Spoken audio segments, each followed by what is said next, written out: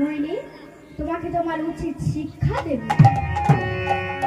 তখন হরিদাস ঠাকুর বলছে, কালী সাহেব আপনি কি করবেন আমাকে? মারুন না, আপনাদের যত ইচ্ছা আমাকে প্রহার করুন, তাতে খণ্ড খণ্ড হয়ে যদি দেহ মন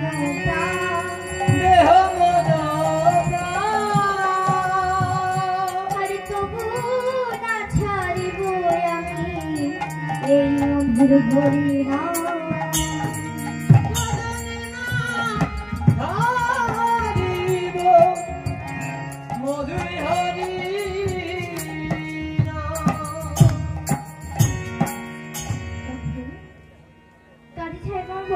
হরিদাস তুমি ওই নাম বন্ধ করো হরিদাস, নইলে তোমাকে তোমার উচিত শিক্ষা দেব।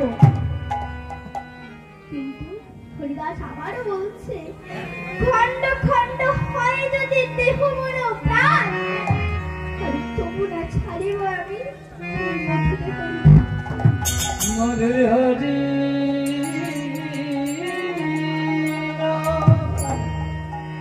তখন কাজী সাহেব আমাকে বলেছিলেন, এই কে আছো, যাও হরিদাসকে নিয়ে 22 বাজারে প্রত্যাঘাত করো। কাজীর আদেশ অনুযায়ী ওই কাজীর প্রভু কি করছিল, হরিদাসকে নিয়ে এক একটি বাজারে যাচ্ছে আর প্রহার করছে। ও মা, সেই হরিদাস ঠাকুর আমার এই গৌর শূন্য দিয়া দেখবে না বলে কি করছে জানেন না, দুটি নয়ন হরিদাস কাঁদে নয়নে হরিদাস কাঁদে হরিদাস কাঁদে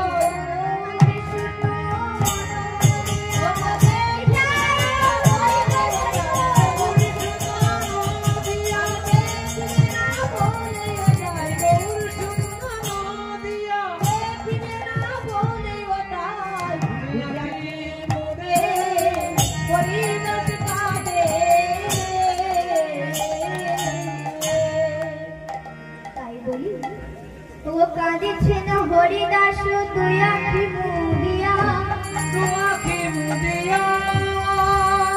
আরে নিতানা তো কাঁদে সতে হরির প্রিয়া নিতানন্দ কাঁদে সতে হরির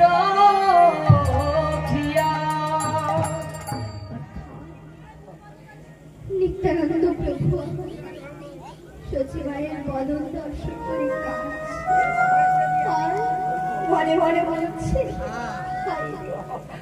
হায় রে পুত্র হারে পাগলিনী, রে কি অবস্থা।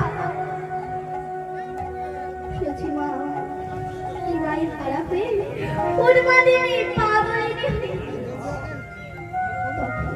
নিত্যানন্দ প্রভু আমার আর দাঁড়িয়ে থাকতে পারি না, ওই এক পদে করে সচিবার দিকে অগ্রসর হচ্ছে।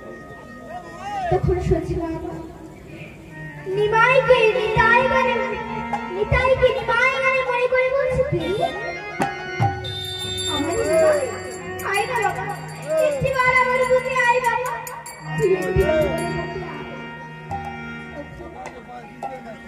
নিত্যানন্দ প্রভু আমার বলছে আমি তোমার নিমাই নই মা।